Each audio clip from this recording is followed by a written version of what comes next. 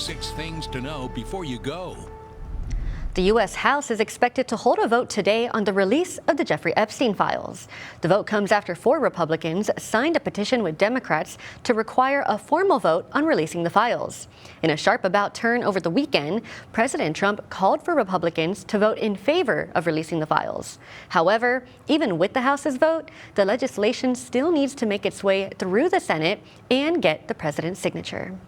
The National Transportation Safety Board is set to hold a public meeting today to determine the cause of the Key Bridge's collapse. In a preliminary report, the NTSB concluded the dolly ship experienced 2 power blackouts within a couple of minutes before it crashed into the bridge. It also determined that Maryland did not perform critical vulnerability assessments on structural risks of the bridge.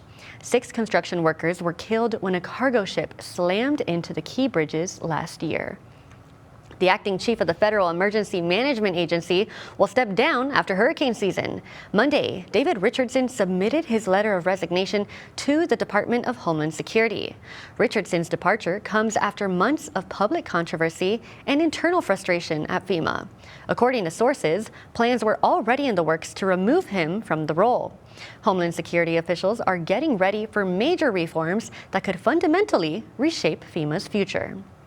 Corpus Christi City Council will take a second look at Inner Harbor desal today. Council will consider a motion that would authorize a memorandum of understanding with Corpus Christi desal partners. The group was the second bidder in the project and now primed to take over after Council ended its contract with Kiewit back in September. If approved, the MOU will allow the group to prepare a price proposal for design and construction. The cost of the project still stands at $1.2 billion. The Corpus Christi Metropolitan Planning Organization has voted in favor of a RTA fair price increase. Starting in January, the price to ride will go up to $1, along with other approved changes. Transfers, currently free, will now cost $0.25.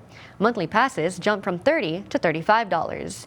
The changes come despite a federal equity study that showed the increases could harm the system's most vulnerable riders. It's the first base fare increase in nearly 20 years. And we have a quick programming note. KZTV 10 will be temporarily off the air today around 10 a.m. for those of you who watch with an antenna. It's so our crews can work on the broadcast tower. It'll be back up and running as soon as it can. Cable, satellite, and other services will not be affected. We apologize for the inconvenience.